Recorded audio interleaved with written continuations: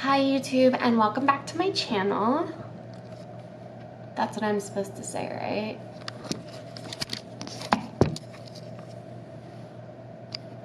There's this competition that I just found out about online that I want to enter, and I thought it would be fun to see how quickly I can learn this piece, mostly because I'm going to be doing this anyway because the recording is due very soon.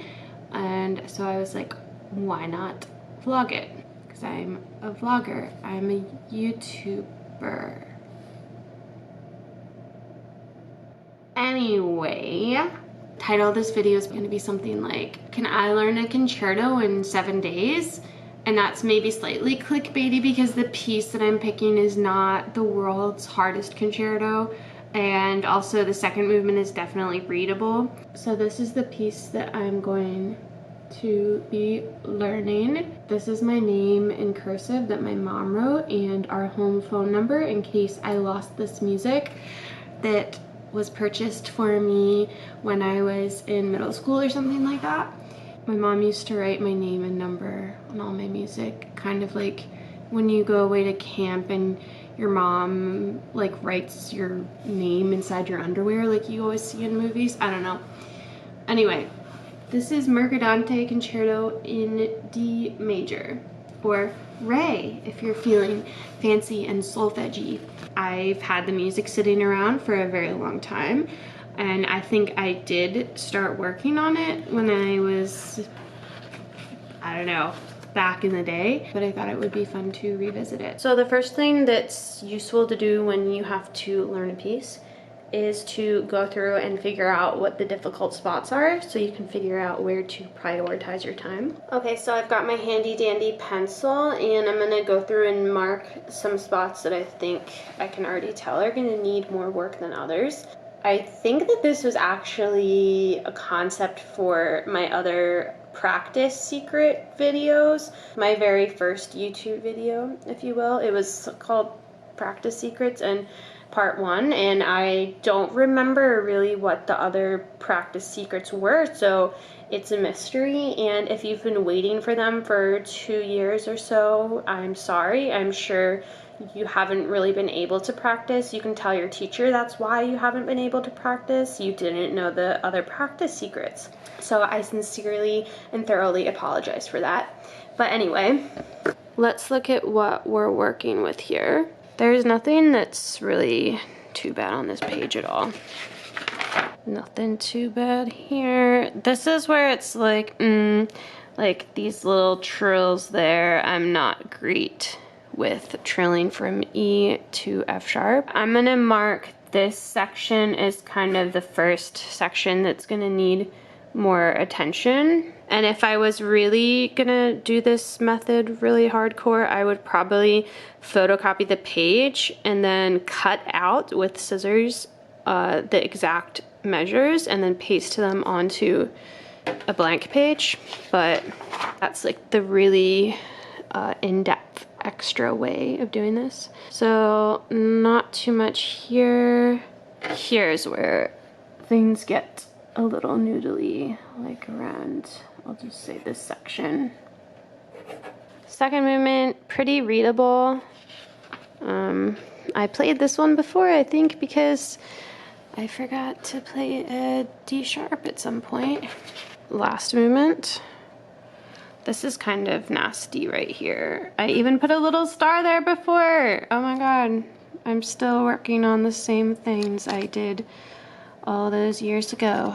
It never ends, kids. Unless you're like James Galway, then it probably ends. Just kidding, everyone needs to practice. Here's another little technical passage starting around that measure. I'll just do that. I don't know, maybe I'm overestimating my ability, but I don't think this is gonna be too bad. So I'm gonna jump right into one of the spots that I marked down is looking tricky. Just for the sake of practicality, I'm not going to spend a ton of time right now on the spots that I know aren't too difficult technically.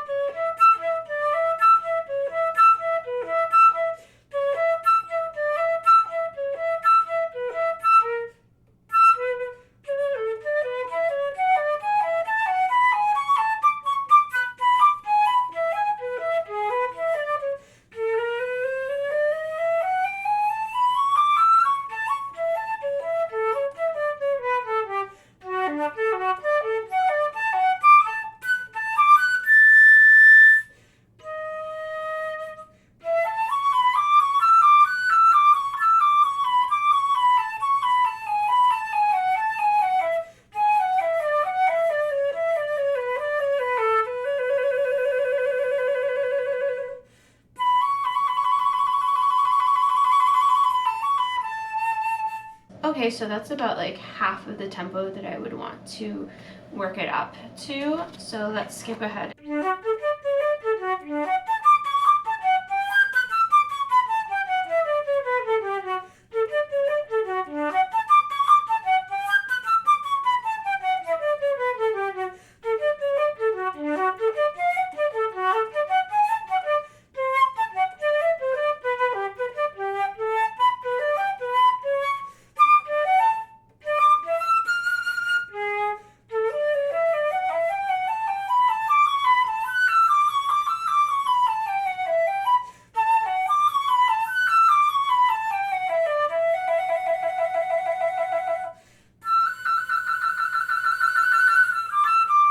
Okay, something like that. Once again, super under tempo, but it seems like it's going to be manageable.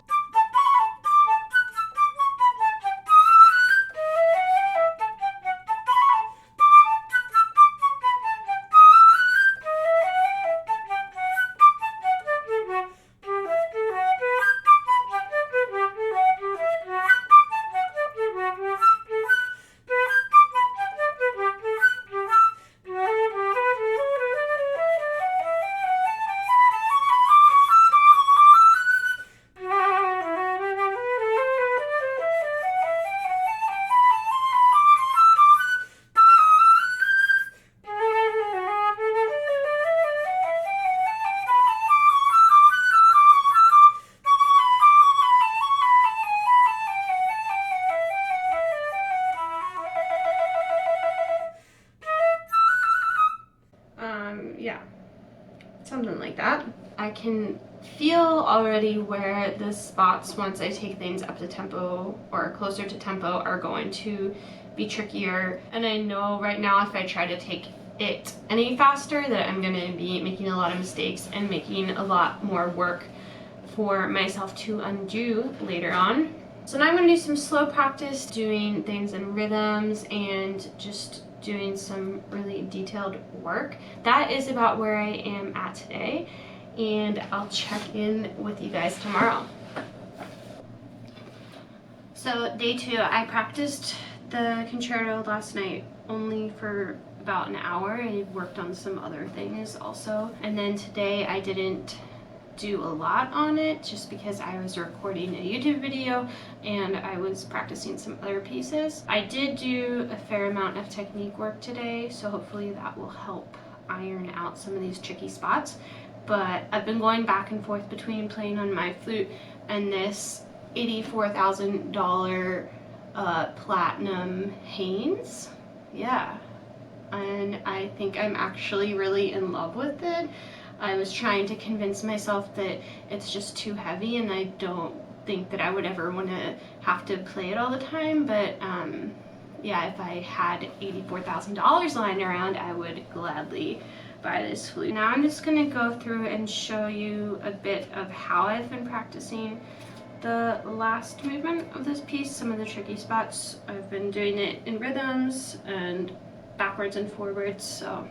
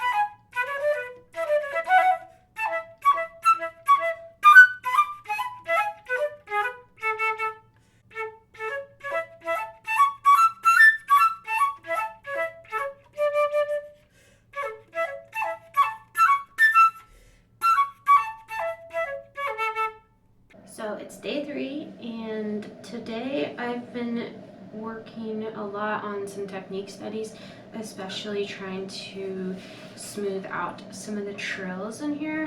And there's this great Trevor exercise that I use, and I really recommend all of the Trevor books. I think there's like 5 or 6 of them total, but you can buy them all in one edition. and small advertisement, you can buy them at the Flute Center of New York and use my code KTFL for 10% off. One of the exercises for trills in there is really useful, and I should probably be doing it more often because it helps a lot. The exercise goes something like this.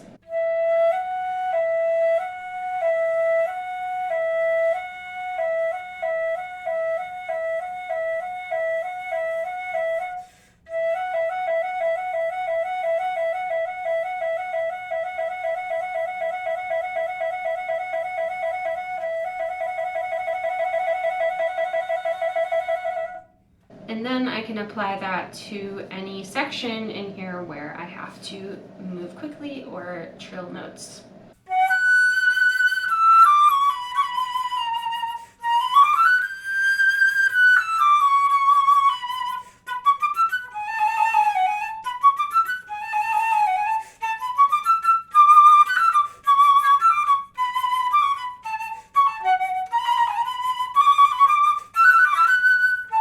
And then I've still been working in rhythms and slowly with the metronome on some of the other difficult technical passages.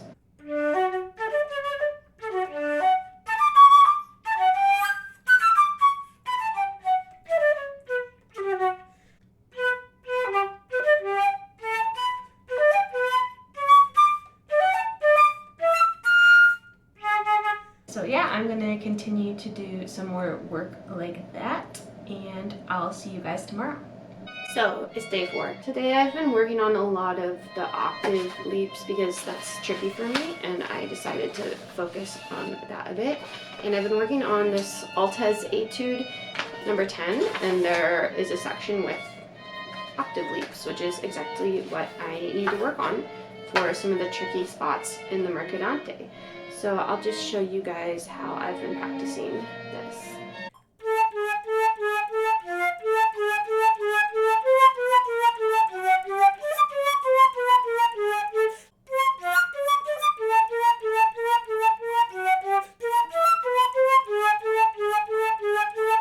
And then the really difficult direction from the upper octave to the lower octave.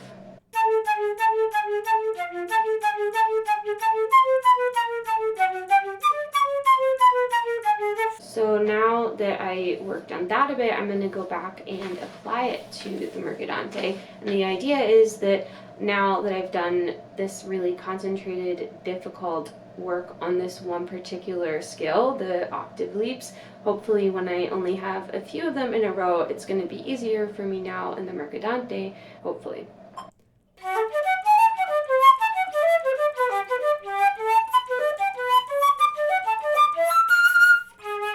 Let's bump up the tempo a little bit.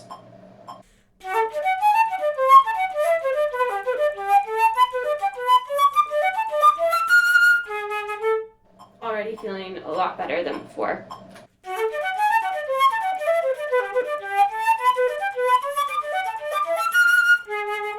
Now it's getting to the point where I can't quite as accurately play this passage, so I'm not going to take the tempo any further than that right now. I don't want to push it and start creating some bad habits, so I'm going to go back to the Altez, work on that a little bit more, the etude, and then come back to the Mercadante and see if I can improve the octaves any further. And then I'll probably play through some of the other sections of the Mercadante slowly with my metronome and bumping it up notch by notch. Day 5. More of the same. I've been going over the technical passages.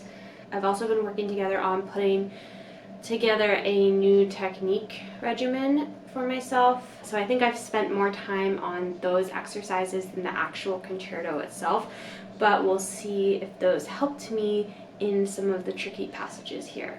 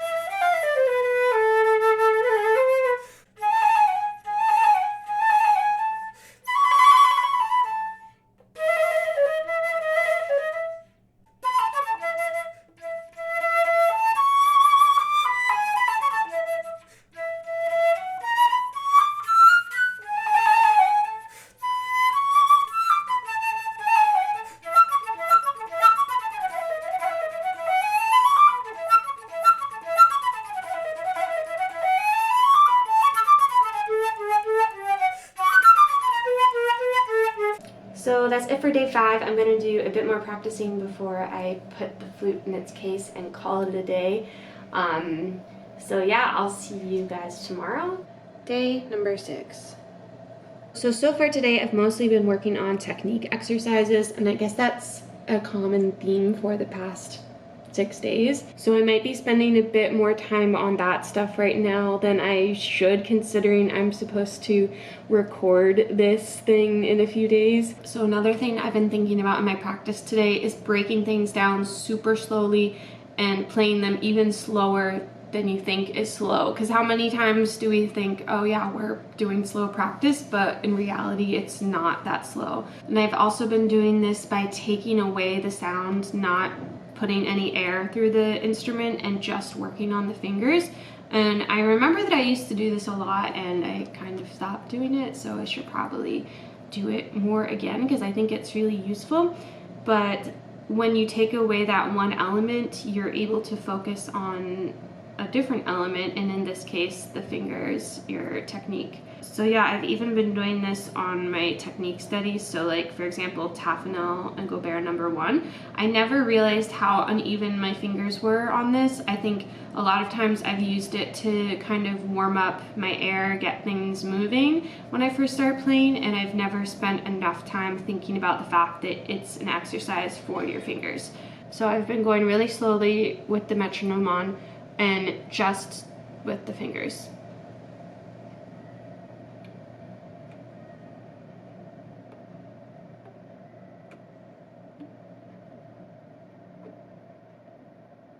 It's pretty tedious, but you can really tell where the notes are uneven and which fingers are moving too quickly or too slowly and are just not synchronized with each other. So I've been doing that with Tafanel and Gobert #1, and then also applying it to the Mercadante.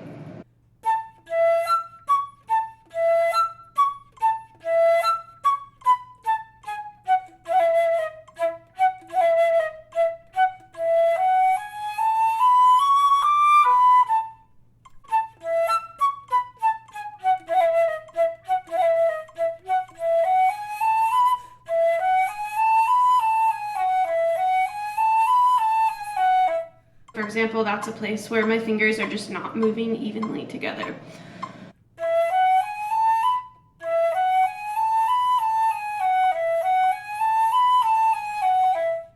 And how often do you practice your scales like that really quickly, and you don't even realize that it's uneven? At least I'm talking about myself.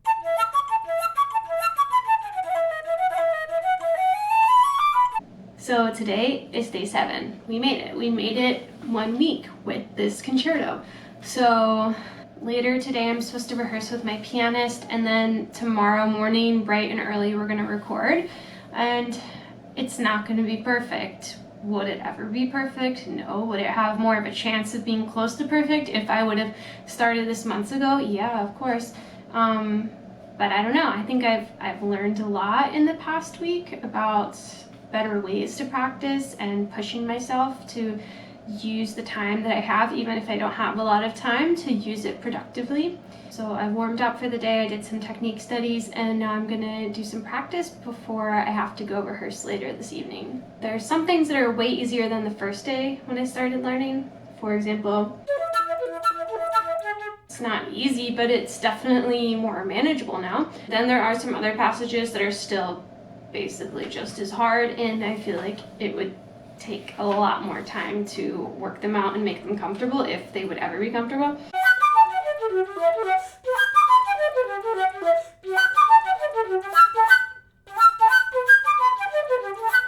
So yeah, I'm gonna practice that passage more today, but it might be a situation where I'm just gonna have to pray that it goes okay in the recording, which is not a good strategy, by the way. Don't do that. Just practice sooner. But sometimes this is how life goes and you don't have that chance, so you just have to do what you can with the time that you have. So I'm gonna keep practicing for a little bit now, and then I'll see you guys later tonight when I rehearse with Santiago.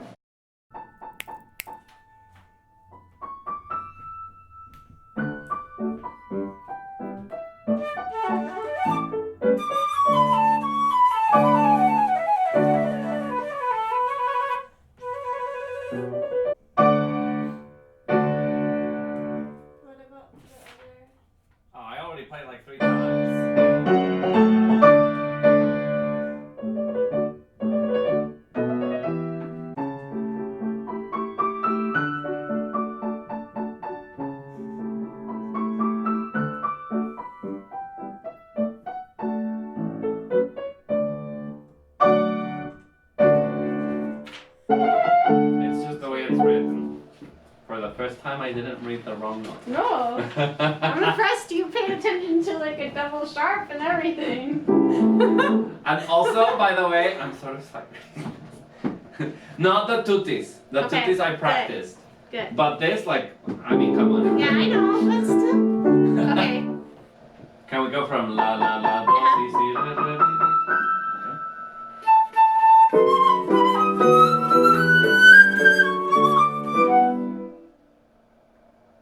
Oh wait, sorry, I was playing. Sorry. Okay.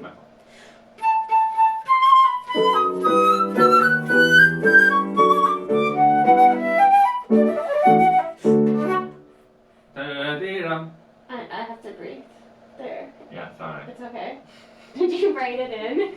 I totally did. I just thought you were gonna play it. No, I had to. I thought you didn't have to breathe. No. Sorry. It's okay.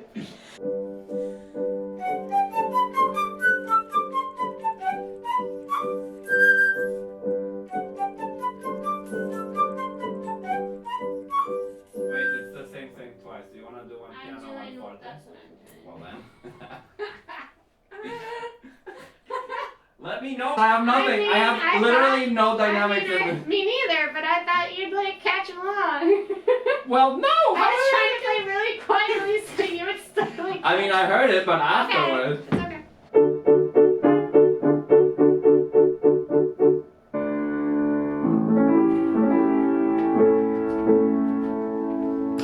Oh, what? You're gonna replace me? No, just.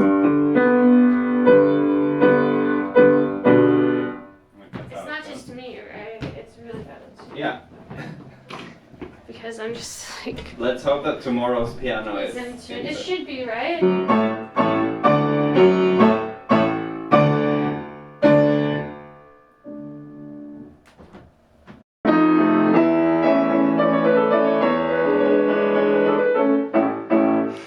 So it's the morning of day 8 and today we're gonna record. So we're both just warming up right now and then we're gonna jump right on it and give it a shot.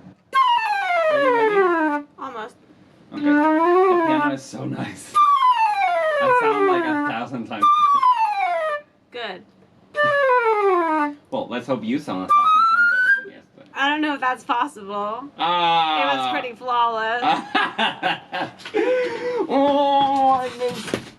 I dropped something behind this piano, so I had to pull it away from the wall, and look at all these reeds back there. I hit the used reed jackpot.